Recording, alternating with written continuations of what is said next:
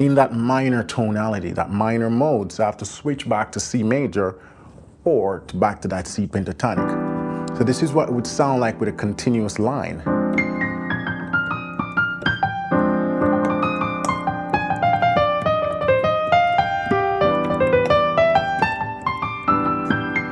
As a gospel pianist, improvisation is a huge part of what we do, right? Because we play by ear. So 90% of what we do is generally stuff we make up on the spot. So when you're improvising, how does one know what to play, when to play it, and how to play it? That's what we're going to talk about in today's tutorial, tips on how to improvise. What are the things that you need to think about? What are the things you need to know in advance?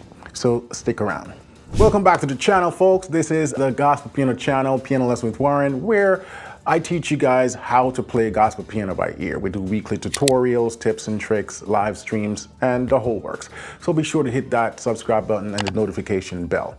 All right, today we're going to be talking about improvisation. I'm going to be breaking down 3 points, 3 sort of fundamental important points that you absolutely need under your belt before you can really start to understand how to improvise intellectually, so you're not just grasping at straws. All right, let's dive into it. Our first point of learning how to improvise is first to understand the basic scales. There are 4 basic scales that I say everybody needs to learn and be comfortable with before you can begin to improvise. The very first and the most important is the major scale, of course, right? You should know your major scales in all 12 keys, hands together preferably.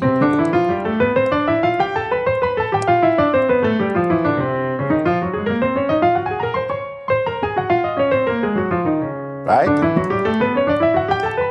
And so on. And if you don't know your major scales, there's a PDF that I have linked down below that you can download that. You can see the notes and fingering how to begin to work through your major scale. The second scale that you absolutely need to know is the minor scale.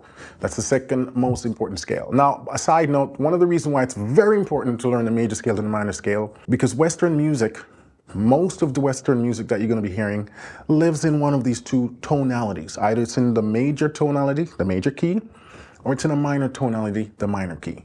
So that's just another reason why you have to learn these scales and learn them as quickly as possible. Now, we have 3 types of minor scales: natural minor, harmonic minor, and the melodic minor. You need to be familiar with all 3. So that's the natural minor, harmonic minor, and then what we call the jazz melodic minor.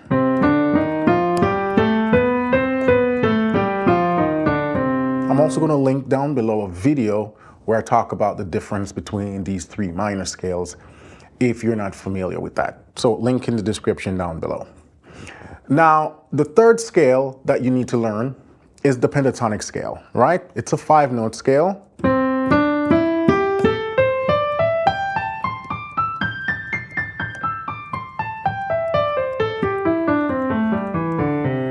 And you need to learn the pentatonic scale starting on any tone of the piano, right? The F sharp naturally forms a pentatonic scale. So all the black keys of the piano is basically the layout of a pentatonic scale.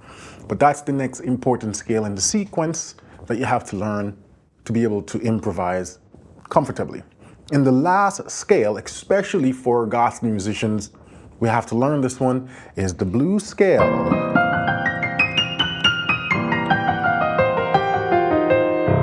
Sure, you're in church, you've heard that sound a million times, right?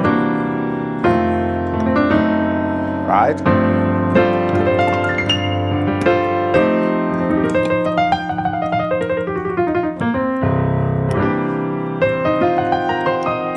That's the blues scale.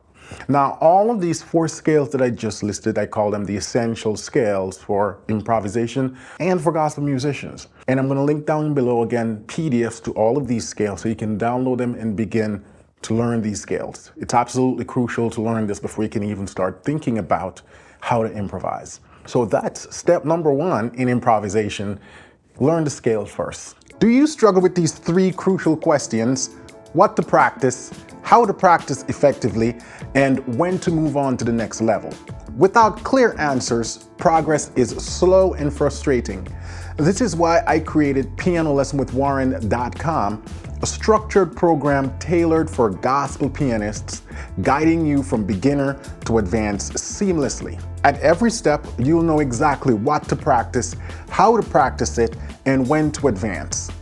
Join thousands of successful students worldwide who have achieved their musical goals with my proven method.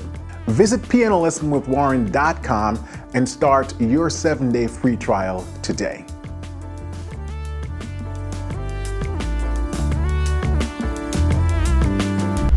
Now, step number 2 is to understand chord-scale relationships, because songs are made up of chords. Chords make up progressions, which means the chords are constantly changing. So everything we do in that right hand, licks, lines, runs, it's going to be based on what's going on with a chord. And so we need to understand what run, what lick, what line, what scale we're going to play over that chord. And those licks, runs, and lines are derived from scales. So you see why it ties back to number 1, why we got to learn those scale first. But let's talk a little bit about how we go about thinking about this. Now, when you're playing diatonically, and again, diatonic just means belonging to the key. So if I'm in the key of C major, all the chords of C major would be diatonic to the key of C. So C major 7, D minor 7, E minor 7, F major 7, G7, A minor 7, B half diminished, or B minor 7 flat 5. Those are the diatonic chords of C major as 7th chords. So when we're playing in a key where all the chords are diatonic, that simply means we can play the major scale up and down over those chords. So if I play C major 7,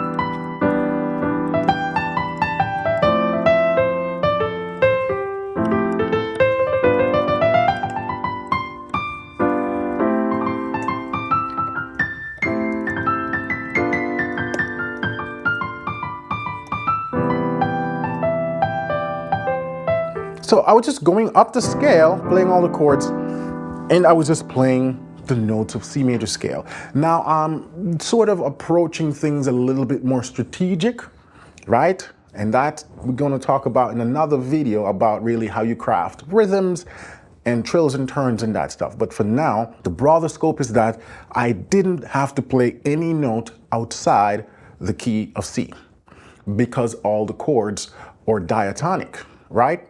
That also means I could switch from the major scale to the pentatonic scale, because the pentatonic scale is really a derivative of the major scale, right? So C major, C pentatonic. So it literally has all the same notes of C major. I'm just now omitting the 4th and the 7th. And I have the pentatonic scale, so I could switch between the two.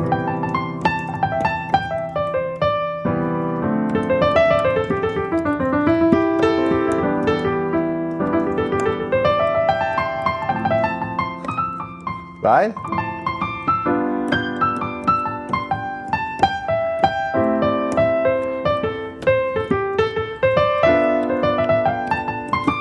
So the pentatonic scale, I like to also refer to like the magic scale. It works over any chord. So as you can see, as I'm changing chords in that left hand, I can use the single pentatonic scale. Power, right? To play over any chord.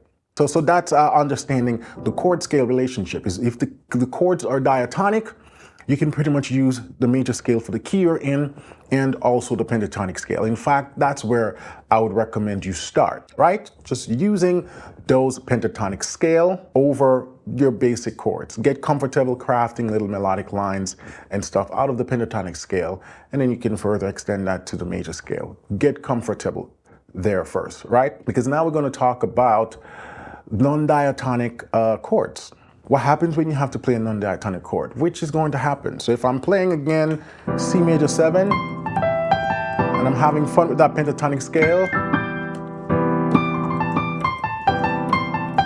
go to my F. Now what if the song changes?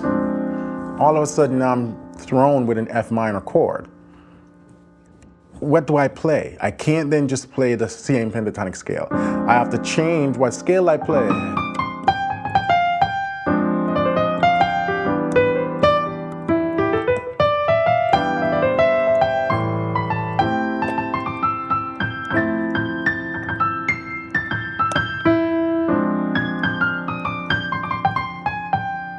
So how do I know what to play once that F minor hits? And this goes to understanding chord-scale relationship. So the first thing you want to ask yourself is, what chord, what scale does F minor belong to?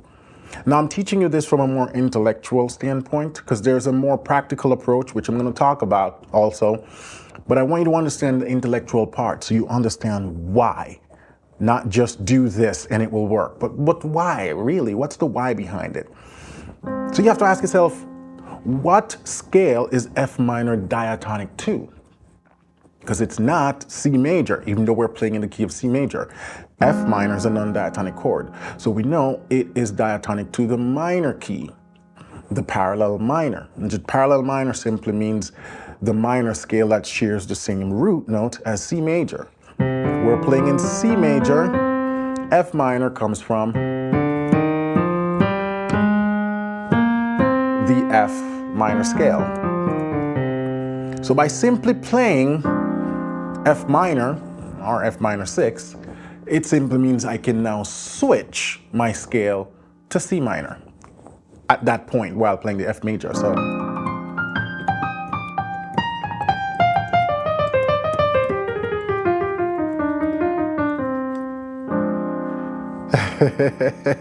right?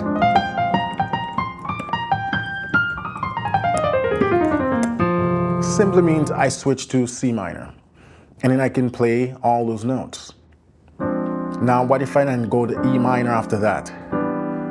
I'm no longer in that minor tonality, that minor mode, so I have to switch back to C major or back to that C pentatonic. So this is what it would sound like with a continuous line.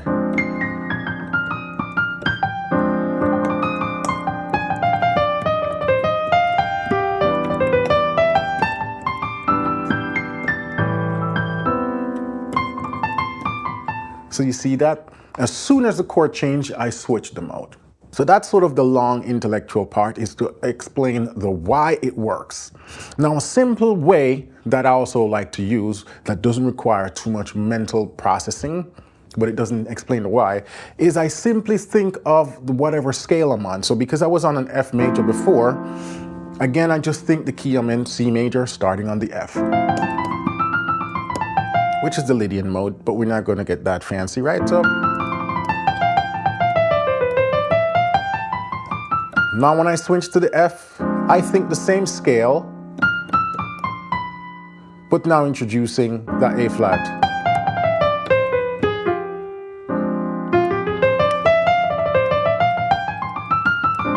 Sometimes I ignore the B simply because the B clashes with the C of the chord. So I just play and skip the B.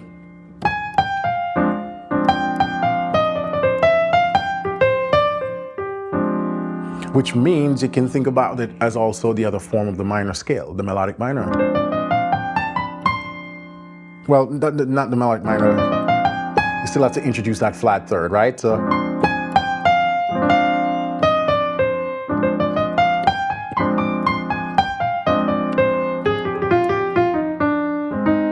I think about it that way, simply just altering whatever new note is added to that chord, in this case the A flat.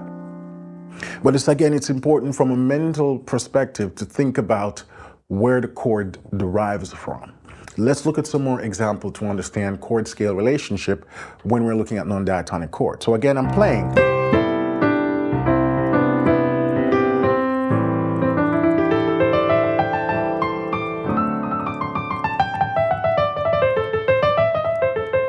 Now we throw in a D7. D7 doesn't belong to the key of C. So where does that chord come from? Because I'm only working with one black note,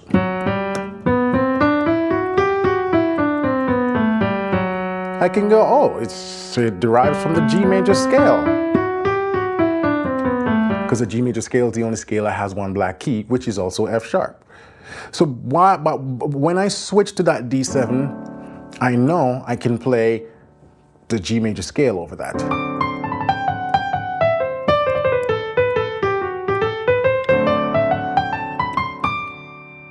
And again, the shorter route would be to think of just C major, starting on the D. Once that becomes D7, think of the same scale, but now just introduce the F sharp instead of the F natural. So you're still ending up the same place. It's just how you think about it from a quicker perspective. Now, when I'm in the thick of things playing, that's the shortcut that I use. I'm on that chord, play the scale, and just make the alteration that is in the chord. But because I'm also an educator, I always have to know the why. So that's why I'm explaining the why to you guys, to know where chords are derived from. Let's look at another example.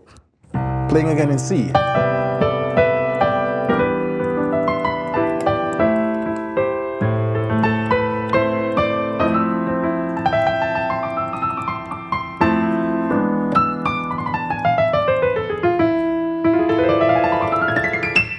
E7 just popped up out of nowhere. It's not diatonic to the key of C major. So, first thing we ask ourselves is, where does this chord come from? Again, if we think about it, it only has one black key, right? Where is it going? It's going to A minor. So if I start in A minor,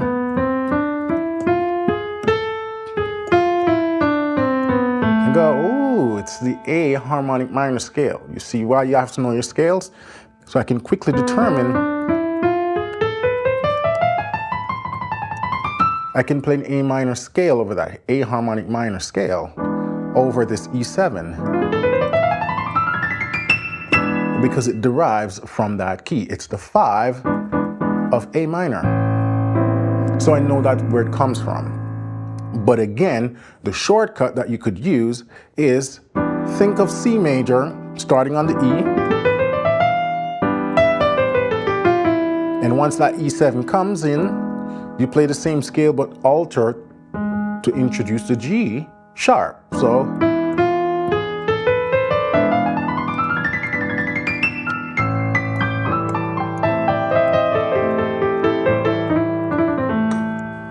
and you see, that's how you can quickly start identifying where the chord comes from and what's the most appropriate scale to run over that chord. Now, you might see me doing it fairly quickly and you say, man, you're able to get to that conclusion or that answer super quick. Well, one, I've been doing it for a lot of years, right? But it's the same mental process that I started out with years ago. I'm just quicker at it now because I've been doing it for a long time. But when you sit at your piano, force yourself to say the why. Where does this chord come from? Why does this scale work? There's always a relationship. The more you quiz yourself through that while practicing, because when you're playing in public, you don't have time to do all of that. But this is something you absolutely want to practice. And as you're practicing it, eventually it will start get quicker, and quicker. So that's how you understand where the chord and the scale come from. It doesn't matter how advanced the chord is. If I use this chord right here, going to that, right? The 2-5-1 in the key of C. First, I look at all the notes of the chord. And I say, well, if my root is G, and I play a scale starting on G, right? But now alter the scale to include the E flat and the A flat. What do I get? And I can go.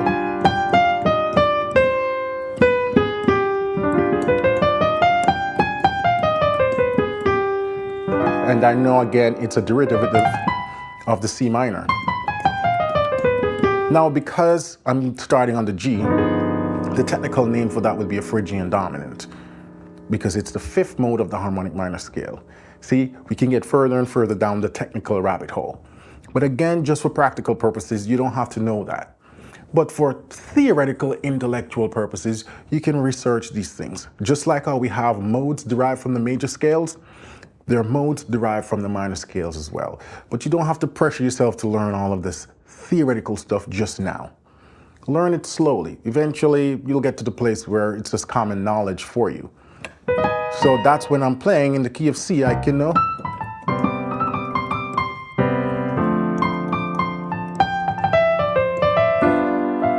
Or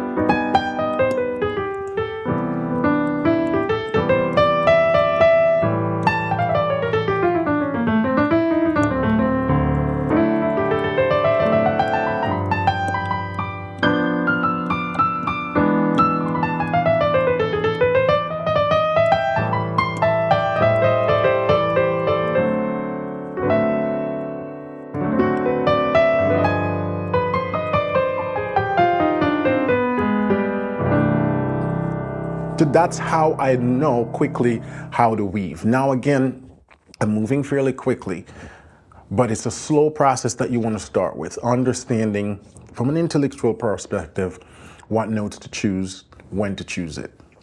And those are 3 important tips for improvisation. Just to recap, the first one, learn the 4 essential major scales: major, minor, pentatonic, and blues. And for the minor, learn the 3 forms of minor scale: harmonic, natural, and the melodic minor.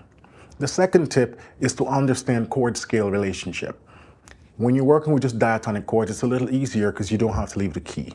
But most songs, especially in gospel, are going to start leaving the key. And that's how you determine, once we're playing non-diatonic chords, how to determine what scale goes with it. So you can create runs and licks and lines from that scale.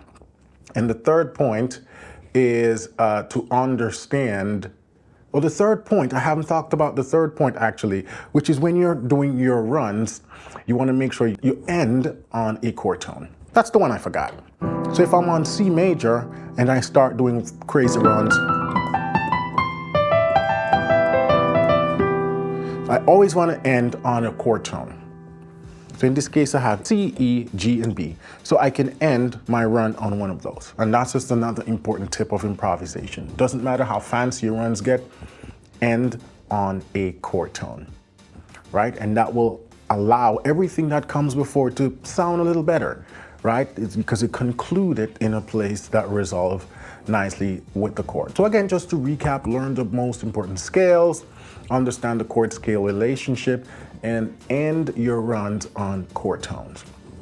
Again, for the scales, I have a PDF down below, or a few PDF that covers the fingering in all 12 keys for the major scale, minor scale, pentatonic scale, and blues scales. You can download that down below, all right? If you love this video, be sure to hit the subscribe button, the like button, and the notification bell so you can be notified when I post new content like that. And for those of you who want to take your piano playing to a different level with more guidance and direction from me personally, I would highly recommend you check out pianolessonwithwarren.com. is my private membership program where I've helped thousands and thousands of gospel piano students over the years achieve their musical goal, right? So check it out, see if it's right for you. We're currently running a 7-day free trial, all right? And if you want to learn more about improvisation in terms of more practical runs, licks, and stuff, check out this video right here where I go a little bit more in detail with that.